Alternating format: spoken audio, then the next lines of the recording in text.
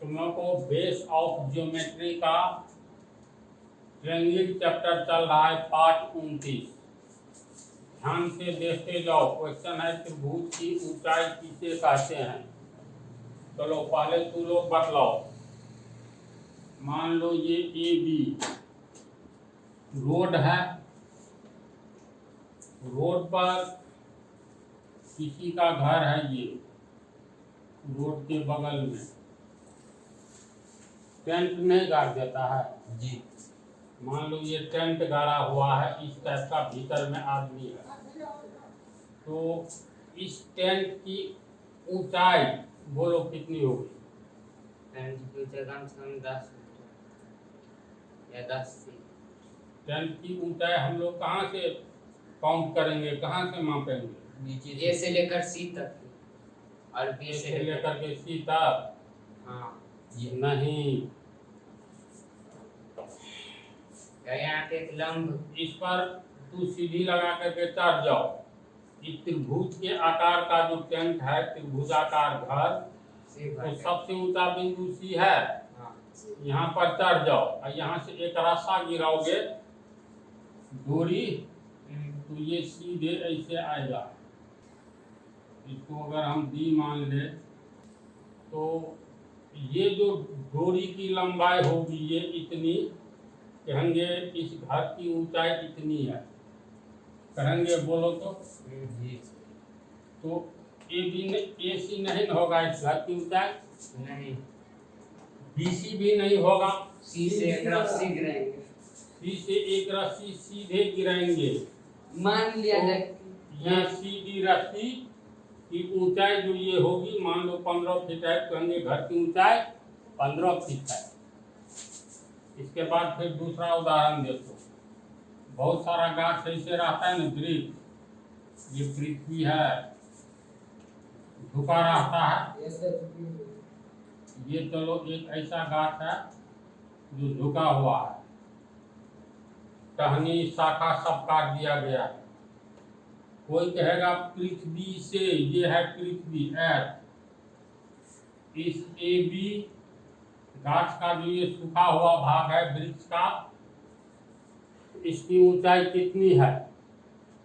तो A B को माप लोगे, पृथ्वी से कितनी ऊंचाई है। इस वृक्ष की लंबाई नहीं पूछ रहे हैं, ध्यान दो। हम ए बी सूखी हुई, ये सूखा हुआ जो वृक्ष है, इसकी लंबाई अगर कोई पूछे तो ए से बी तक माप लेंगे। 10 मीटर होगा, कहेंगे चलो ये 10 मीटर लंबा सूखा हुआ वृक्ष है। लेकिन ये पूछा जाए कि पृथ्वी के सतह से इसकी ऊंचाई कितनी है, तो ऊंचाई सबसे ऊपर वाला भाग लोगे। यहाँ से तू चढ़ करके यहाँ से एक रस्सी गिराओ, ये रस्सी ऐसे आएगा। मान लो इस बिंदु को बी मान लो, बी डी, ये अगर 4 मीटर है तो पृथ्वी पर से हम लोग कहेंगे रे ये तो बी जो है सबसे ऊपरी भाग, ये 4 मीटर ही ऊंचा है, ऐसा कहते हैं। बोलो तो ऊंचाई का अर्थ क्या हुआ, समझ गया। यानी पृथ्वी से सीधे ऊपर की ओर लंबवत दूरी इसको कहते हैं ना। ये कितना का कोण बनाएगा, 90 डिग्री का बनाएगा जी। यहाँ से एक रस्सी गिराओगे तो बिल्कुल सीधे, ये तो 90, जब एक सरल रेखा पर दूसरी सरल रेखा बिल्कुल सीधी खड़ी होती है तो दोनों के बीच बनने वाला कोण को 90 डिग्री का कोण कहते हैं। यानी ये 90 डिग्री का कोण बनाएगा। ऊंचाई हमेशा सबसे ऊपरी भाग से नीचे की ओर लंब गिराओगे, एक सीधी सरल रेखा, टेढ़ी नहीं, सीधी सरल रेखा खींचोगे, तब यही ऊंचाई कहलाता है। ऐसी बात है कि नहीं है। एक आदमी, मान लो तुम ही लोग थोड़ा ऐसे झुक जाओ, कोई आदमी है, कहेंगे रे ये आदमी कितना ऊंचा है पृथ्वी से, तो यहाँ से ऐसे मूरी झुका लिया है, तो पृथ्वी से ऊंचाई यहाँ से लेकर के यहीं तक न ऊंचाई होगा। यही आदमी सीधा खड़ा हो जाए, बिल्कुल सीधा यहाँ तक, कहेंगे चलो यहाँ से लेकर के यहाँ तक ये ऊंचाई हुआ। ऊंचाई का अर्थ क्या होता है? लंब। सीधी ऊपर से नीचे की वो सीधी लंबवत दूरी को ऊंचाई कहते हैं। समझ गया? तो अब सवाल उठता है त्रिभुज की ऊंचाई किसे कहते हैं? तो कल्पना करो ये एक त्रिभुज है ABC। चलो ध्यान दो, ये ABC एक त्रिभुज है। तो AB सरल रेखा जो है AB भुजा, इस AB भुजा से ये सबसे ऊंचा भाग कितना दूर है, अर्थात कितना ऊंचा है? तो ऐसी स्थिति में AB के सामने वाले शीर्ष C से एक लंब डालो AB पर। क्यों? एक्सटीरियर एंगल का नहीं, बाहर नहीं तो ये 90 डिग्री होगा जी। बाहर बनाने का उस साइड भी बना सकता है, सर 90 डिग्री। इस साइड बना तो इस साइड भी बनेगा 90 का ही कोण। तो हम कहेंगे ये बिंदु C जो है उससे ये अगर 5 मीटर है तो कहेंगे AB से ये C बिंदु 5 मीटर दूर है। ऐसी बात नहीं ना कह देंगे AC की लंबाई को बिंदु C की ऊंचाई AB से, ऐसा तो नहीं है। नहीं। कल्पना करो यही एक टेंट गाड़ा हुआ है, तो टेंट का सबसे ऊपरी भाग कौन सा हुआ? C हुआ। और ऊंचाई हमेशा सीधी होती, सबसे ऊपरी भाग से लिया जाता है। तो सबसे ऊपरी भाग पर बैठ जाओ, एक रस्सी गिराओ सीधे, ये रस्सी यहाँ तक आया, ये 90 डिग्री का कोण बनाया, यही ऊंचाई कहलाएगा। इसका अर्थ है इसको AB से ये C 5 मीटर ऊंचा है। चित्र को अगर हम लोग पलट देंगे या चित्र ऐसे रहे PQR, तो बोलो PQ से R कितनी ऊंचाई है? R की ऊंचाई। तो यहाँ पर चले जाओ, सीधी लगा करके जाओ, जैसे इस जाओ। तरह के ट्रायंगल में बीच में नहीं है ऊंचाई देंगे, बाहर में इस तरह अपने मालूम हो जाएगा। इसको PQ को पीछे की ओर बढ़ाओ, यहाँ से एक रस्सी गिराओ, यानी लंब डालो। R की पे भी तो बाहर मान लो M मान लिए, तो ये जो है सतह PQ को पीछे की ओर बढ़ाए, एक ही सरल रेखा में हुआ। तो R से RM अगर मान लो ये 3 मीटर है, तो हम लोग कहेंगे PQ से R की ऊंचाई कितनी है? 3 मीटर है। मान लो ये घर है और ये तुमको मिट्टी वाला सतह है, कोई कहेगा इस घर की ऊंचाई निकालो, तो क्या करो? कभी कहेंगे ये RP को ऊंचाई, RP को ऊंचाई कहेंगे? कभी नहीं कहेंगे। इस घर की ऊंचाई कितनी होगी? 3 मीटर। तो ये सतह है, इतना सतह, इसको पीछे की ओर दिए, ये मिट्टी वाला सतह है, यहाँ से डोरी गिराएंगे तो कहेंगे चलो इसका RM ऊंचाई हो गया 3 मीटर घर की ऊंचाई है। ये क्या है? त्रिभुज। तो तुम लोगों को पढ़ना है त्रिभुज की ऊंचाई किसे कहते हैं। तो हम पहले परिभाषा लिखते हैं, इसके बाद समझाते हैं। त्रिभुज की ऊंचाई को समझने से पहले लंब और आधार समझना होगा। सिर्फ लंब किसे कहते हैं, समझा? तो ध्यान से सुनो लंब की परिभाषा। जब एक सरल रेखा पर दूसरी सरल रेखा बिल्कुल सीधी खड़ी होती है, ध्यान दो, जब एक सरल रेखा पर दूसरी सरल रेखा बिल्कुल सीधी खड़ी होती है, यहाँ AB पर MN देखो तो बिल्कुल सीधा खड़ा है, तिरछा में सीधा नहीं है। तो दोनों सरल रेखा के बीच, इस सरल रेखा के बीच ये कोण 90 डिग्री का होगा और ये कोण भी 90 डिग्री का होगा। क्यों होगा? क्योंकि 90 डिग्री की परिभाषा ही है जब एक सरल रेखा पर दूसरी सरल रेखा बिल्कुल सीधी खड़ी होती है तो दोनों के बीच बनने वाले कोण को 90 डिग्री का कोण कहते हैं। बिल्कुल सीधी, तिरछी नहीं। हाँ, 90 डिग्री कोण की परिभाषा है। मालूम है जो कि समझ पिछले पाठ में पढ़ाए हैं। तो अब लंब की परिभाषा सुनो। जब एक सरल रेखा पर दूसरी सरल रेखा बिल्कुल सीधी खड़ी होती है या एक सरल रेखा के साथ दूसरी सरल रेखा 90 डिग्री का कोण बनाती है। 90 का कोण बनेगा तो इसका मतलब बिल्कुल सीधा खड़ा है। उल्टा करके सोचो, बिल्कुल सीधा खड़ा है, इसका मतलब 90 डिग्री का कोण बनेगा। बात हुआ बराबर। तो जब एक सरल रेखा पर दूसरी सरल रेखा बिल्कुल सीधी खड़ी होती है तो हम खड़ी रेखा को अगर लंब कहते हैं तो जिस पे खड़ी लेटी होती हुई है जिस पर खड़ी है वो उस रेखा को आधार कहते हैं। समझा? Yes, sir. अगर लेटी हुई रेखा को हम लोग लंब कहेंगे तब खड़ी रेखा को आधार कहेंगे। फिर सुनो, जब एक सरल रेखा पर दूसरी सरल रेखा बिल्कुल सीधी खड़ी होती है तो एक सरल रेखा को लंब कहेंगे तो दूसरी को आधार कहेंगे, दूसरे को लंब कहेंगे तो पहले को आधार कहेंगे। क्या समझा? बिल्कुल सीधा खड़ा होना चाहिए। सर, बोलो। एक लाइन पे कितना लॉन्ग खींचा जा सकता है? अनंत।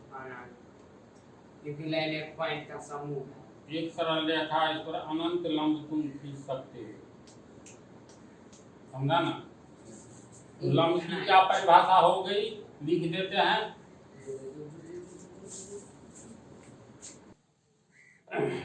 देखो परिभाषा लिख दिए हैं। जब एक सरल रेखा पर दूसरी सरल रेखा बिल्कुल सीधी खड़ी होती है तो अगर खड़ी रेखा को, ये खड़ी रेखा है ना, खड़ी रेखा को लंब कहेंगे तो दूसरी रेखा को आधार कहेंगे।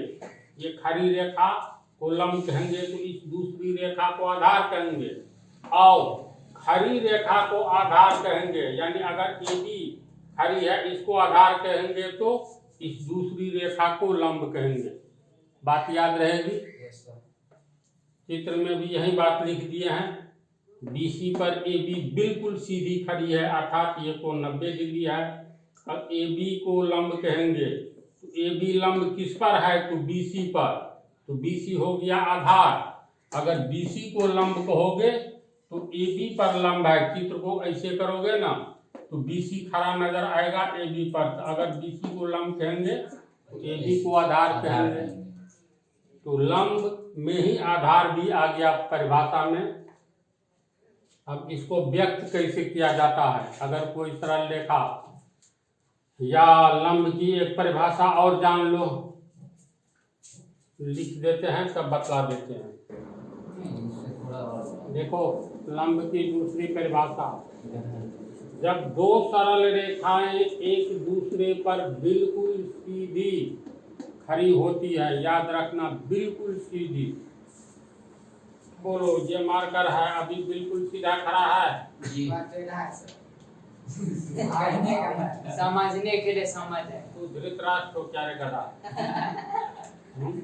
Yes, sir, आप सही मान है। करके चलो। ये बोलो, सही है। ये इस पर खड़ी है बिल्कुल सीधी, जी सर। अब कौन किस पर खड़ी है? ये पीछे बताते हो। यानी दोनों एक दूसरे पर बिल्कुल सीधी खड़ी है। तो देखो जी सर। है इसी बात Yes, जी। sir, दोनों एक दूसरे पर है ना। जब दो सरल रेखाएं एक दूसरे पर बिल्कुल सीधी खड़ी होती है, ये बिल्कुल सीधी खड़ी है, अब बिल्कुल सीधी खड़ी नहीं न है, तो इसी पर समझ जाओ दोनों मार्कर पर। जब दो सरल रेखाएं एक दूसरे पर बिल्कुल सीधी खड़ी होती है, एक दूसरे पर का अर्थ हुआ पहला दूसरा पर खड़ा है बिल्कुल सीधा और दूसरा पहले पर, तो पहली रेखा को दूसरी रेखा पर लंब तथा दूसरी रेखा को पहली रेखा पर लंब एवं दोनों को एक दूसरे पर लंब कहते हैं। Yes, sir. यानी जब एक सरल रेखा पर दूसरी सरल रेखा बिल्कुल सीधी खड़ी हो तो पहली रेखा को दूसरी रेखा पर लंब और दूसरी रेखा को पहली रेखा पर लंब तथा दोनों को एक दूसरे पर लंब कहते हैं। समझा बात को? तो फिर इसमें एक क्षेत्र जैसे एक ज्ञान टूल।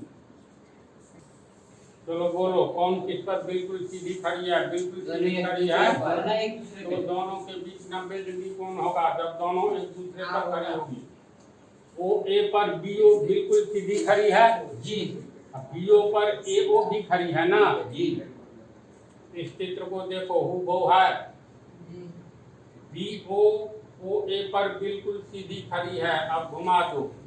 अब ए ओ बी ओ पर बिल्कुल सीधी खड़ी है, यानी दोनों एक दूसरे पर बिल्कुल सीधी खड़ी है ना। तो पहले को दूसरे पर लंब, दूसरे को पहले पर लंब तथा दोनों को एक दूसरे पर लंब कहेंगे। एक दूसरे पर लंब कैसे? ये राम और श्याम है।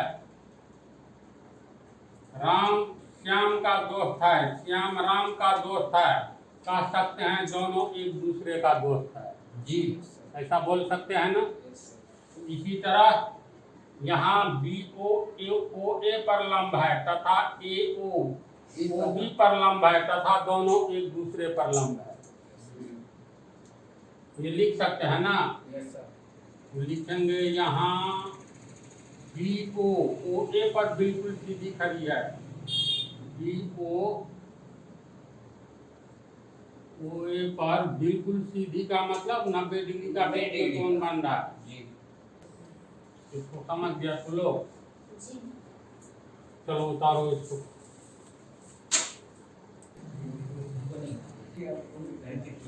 देखो हम लोग लंब को कैसे व्यक्त करते हैं। जैसे मान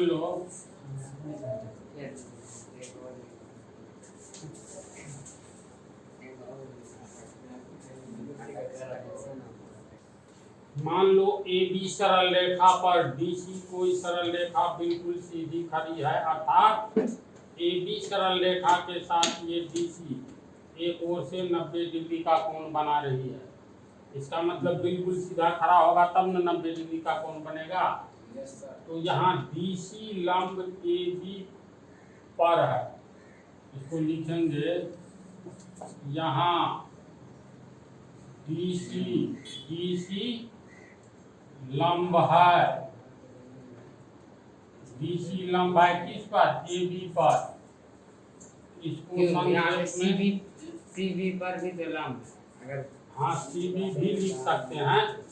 या सब बना हुआ है तो ए बी एक ही न सरल रेखा हो गया।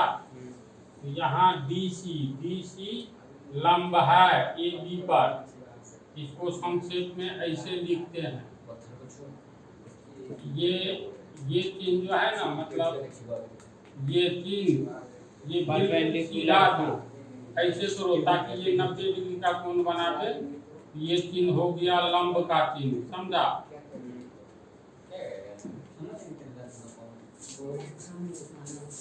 इसको हम लोग ये भी लिख सकते हैं डी सी ये लंब है ए बी। डी सी लंब ए बी। इसको कैसे पढ़ेंगे? डी सी लंब है ए बी पर। समझा? इतना ही लिख देने से क्लियर हो गया। ये बिल्कुल सीधा दो, नीचे में छोटा लगे दो, ये लंब का चिन्ह हो गया। जैसे ये हुआ ना बराबर का चिन्ह, ये प्लस का। इसी तरह से जब कोई सरल रेखा दूसरे पर लंब हो तो जो लंब होगा पहले लिखेंगे, किस पर होगा इसको आगे लिखेंगे, बीच में लंब का चिन्ह देंगे। समझा इसको? इसका काम तो बहुत ज्योमेट्री में बहुत ज्यादा है। तो नहीं तो एक गो चित्र में दो गो लंबा कैसे एक दूसरे पर लंब एगो आधार हो जाएगा। वो पूछना है ये बतलाते हैं। इसको उतारो, इसके बाद बतलाते हैं। देखो दूसरी परिभाषा में जो बतलाए हैं, दूसरी परिभाषा के अनुसार उदाहरण 90 डिग्री है ना। तो कौन किस पर लंब है? तो यहाँ सी ए लंब है ए बी पर। यहाँ सी ए लंब ए बी पर, तो ए बी आधार हो गया। वो मान तो ऐसी स्थिति में आधार ए बी होगा। ठीक है? ऐसी स्थिति में आधार क्या होगा? A B. समझा? कब? जब जब इसको लंब माने, जब ए बी लंब मानेंगे सी ए आधार। ए बी लंब है ए सी पर, ऐसी स्थिति में आधार ए बी लंब है ए सी पर, ऐसी कर देगा आधार बराबर ये जो मान तो यहाँ पर वास्तव में देखो तो सी ए लंब ए बी पर है, तो इतना कह दिए, इसका मतलब सी ए लंब ए बी पर, तो ए बी आधार हो गया। और जब कहेंगे ए बी लंब ए सी पर है तो ए सी आधार हो गया, यानी दोनों एक दूसरे पर वास्तव में लंब है। एक को जिसको लंब कहोगे दूसरे को आधार कहो, तो लंब और आधार का कंफ्यूजन समाप्त हो गया। अब ये चला गया अगले पार्ट 30 में त्रिभुज की ऊंचाई किसे कहते हैं बदलेंगे।